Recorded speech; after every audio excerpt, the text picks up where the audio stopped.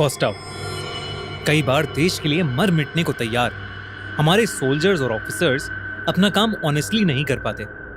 Powerful लोगों के खिलाफ आवाज उठाने जाते हैं तो सिस्टम का ही शिकार बन जाते हैं।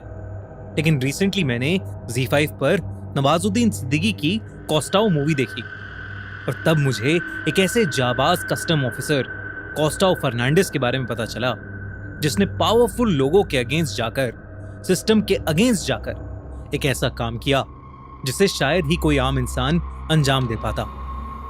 16 मई 1991 गोवा के वर्का विलेज के लोग अपना काम कर रहे थे। तभी फुल स्पीड पर एक व्हाइट कॉन्टेसा कार विलेज के एक कोने से आई और अचानक ही एक मोटरसाइकिल ने उस कार को ओवरटेक किया और उसे रोक दिया। उस मोटरसाइकिल वाले और कार के ड्राइवर में बहस होने लगी और मोटरसाइकिल वाला कार के अंदर घुस गया। कार वाले ने चाकू निकाला और कुछ देर बाद कार से एक जोर की चीखने की आवाज आई। वो चीख उस कार वाले की ही थी। कार का ड्राइवर मर चुका था। इतने वो मोटरसाइकिल वाला घायल हालत में बाहर निकला। उसने कार की डिक्की खोली और उसमें से सोने के बिस्किट निकालकर सब गांव वालों को बताया कि वो एक कस्टम्स ऑफिसर है और ये कार एक गोल्ड स्मगलर की है।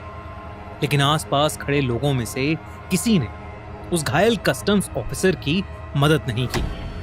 उसने उस कार को वहीं रोकने के लिए उसके टायर पंक्चर किए और वो बीच की तरफ एक गली में भाग गया। गांव वालों की चाहकर भी उस कार वाले इंसान को छूने की हिम्मत नहीं हुई, क्योंकि वो आदमी कोई और नहीं बल्कि गोवा के फॉर्मर सीएम और साउथ गोवा के सबसे बड़े पॉलिटिशियन का भाई था। जब उस पॉलिटिशियन को पता चला कि उसके भाई को किसी ने मार दिया है तो वो गुस्से से पागल हो गया और उसने पूरे गोवा को सर पर उठा लिया। उस कस्टम्स ऑफिसर को आइडेंटिफाई किया और उसका नाम था कॉस्टाव फर्नांडिस। उस पॉलिटिशियन के गुंडे और पुलिस दोनों कॉस्टाव के घर गए, लेकिन कॉस्टाव फरार था। उस पॉलिटिशियन ने बयान दिया कि ये सब एक पॉलिटिकल साजिश है और उसके भाई को फंसाया जा रहा है। इतना ही नहीं, उन्होंने ये भी कहा कि कॉस्टाव एक गद्दार क्रिमिनल है। पूरा गोवा कॉस्टाव को ढूंढने के लिए बंद कर दिया गया, पर कॉस्टाव का कोई नामो निशान ही नहीं था। पुलिस उसकी फैमिली पर प्रेशर डालने लगी। हर कोई सिर्फ कॉस्टाव को ढूंढ रहा था। अगली ही रात कॉस्टाव अचानक से वापस आ गया और उसने पुलिस को सरेंडर कर दिया। पर उसी दौरान उस पर एक जानलेवा हमला हुआ, जिसके बाद सबने उसका सच सुना। एक ऐसा सच जिसने ना ही पूरे गोवा को हिलाकर रख दिया, बल्कि इंडिया की सबसे बड़ी गोल्ड लैंडिंग्स का भी पर्दाफाश किया। गोवा के 1961 में आजाद होने के बाद कई गैंग्स सोने और ड्रग्स की स्मगलिंग के लिए पोर्ट्स का इस्तेमाल करते थे। स्मगलिंग दिन ब दिन बढ़ती गई और उनसे डील करने की रिस्पॉन्सिबिलिटी थी कस्टम्स ऑफिसर की। ऐसा ही एक कस्टम्स ऑफिसर था कॉस्टाव फर्नांडिस, जिसने 1979 में कस्टम्स को ज्वाइन किया। कॉस्टाव अपने डिपार्टमेंट के सबसे ब्रेव और ऑनेस्ट ऑफिसर्स में से एक था। कॉस्टाव कोस्ट लाइंस पर आने वाली सभी बोट्स और ट्रॉलर्स पर नजर रखने लगा, क्योंकि उसे टिप मिली थी कि ऐसे ही ट्रॉलर्स और कमर्शियल बोट्स का यूज करके स्मगलर्स दुबई और रशिया जैसी कंट्रीज से सोना और ड्रग्स इंडिया भेजते थे। उसने कई स्मगलर्स को पकड़ना शुरू कर दिया, लेकिन वो सब इस स्मगलिंग माफिया का एक बहुत ही छोटा हिस्सा थे। इसी बीच कॉस्टाव को खबर मिली कि गोवा के उस बड़े पॉलिटिशियन और उसके भाई डिमेलो का गोवा में हो रही गोल्ड स्मगलिंग में एक काफी बड़ा हिस्सा है। कॉस्टाव ने कई हफ्तों तक डिमेलो की हर एक मूवमेंट पर नजर रखी और फिर एक दिन कॉस्टाव को उसके खिलाफ एक टिप मिली, एक ऐसी टिप जो उसकी जिंदगी हमेशा के लिए बदलने वाली थी। उसे पता चला कि उसी साल 1991 मई में डिमेलो एक ट्रॉलर के जरिए हिंदुस्तान के इतिहास की सबसे बड़ी गोल्ड लैंडिंग्स को अंजाम देने वाला था, जिसमें करीब 1500 किलो सोना था, जिसकी कीमत आज के दिन में करीब 1500 करोड़ होती। कॉस्टाव ने इस टिप के बारे में ज्यादा ऑफिसर्स को नहीं बताया था, क्योंकि कोई भी उसे धोखा दे सकता था। कॉस्टाव ने डिसाइड किया कि वो अकेले ही इस ऑपरेशन को हैंडल करे, क्योंकि डिमेलो या उस पॉलिटिशियन के स्मगलिंग ऑपरेशंस के बारे में अगर कोई भी बात करता तो वो मिस्टीरियस सर्कमस्टांसेस के अंदर मारा जाता था। कॉस्टाव ने रात दिन फटाडे बीच का सर्वे करना शुरू कर दिया। उसने बीच के पास एक खुफिया जगह पर अपना एक सीक्रेट चेक पोस्ट बनाया, जैसे जैसे लैंडिंग की डेट पास आने लगी, डिमेलो की व्हाइट कॉन्टेसा कार फटाडे बीच के आसपास एक कंस्ट्रक्शन के बहाने कई बार वहां चक्कर लगाती रही। डिमेलो ने उस कंस्ट्रक्शन साइट पर चक्कर मारा था। कोस्टाओ ने रात भर उन पर नजर रखी। फिर 16 मई 1991 को सब कुछ बदल गया। सुबह सुबह कोस्टाओ थोड़ा सा रेस्ट करने के लिए अपने घर पहुंचा था, लेकिन उसके कुछ ही देर बाद सुबह के 10:30 बजे उसे एक कॉल आया।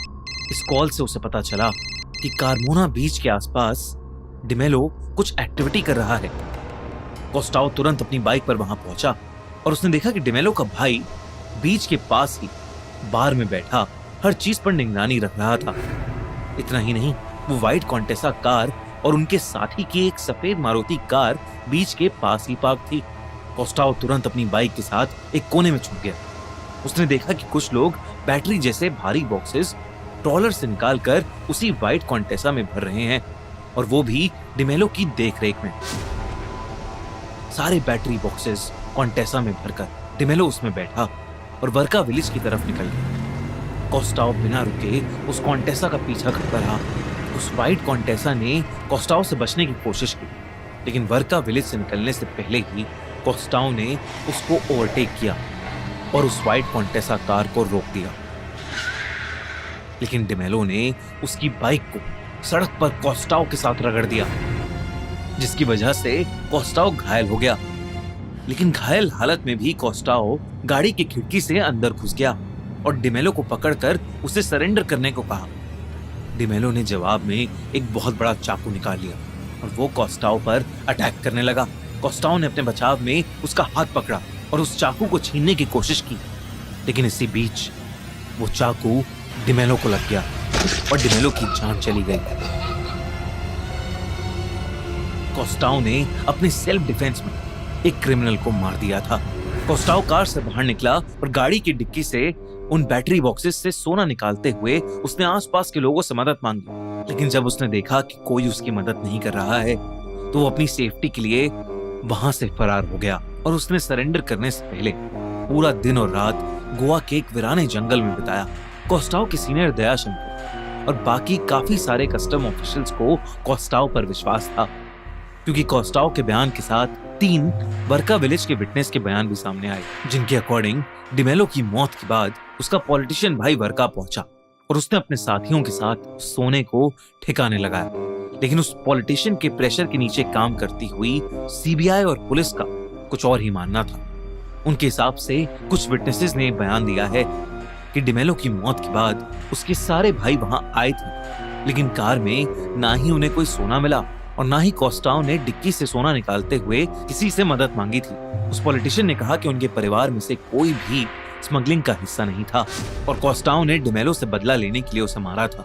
सीबीआई ने कोस्टाओ के अगेंस्ट मर्डर चार्जेस फाइल किए। कोर्ट ने उसे दोषी ठहराया। इन सब के बीच कोस्टाओ और उसके परिवार को ढेर सारे डेथ थ्रेट्स आने लगे।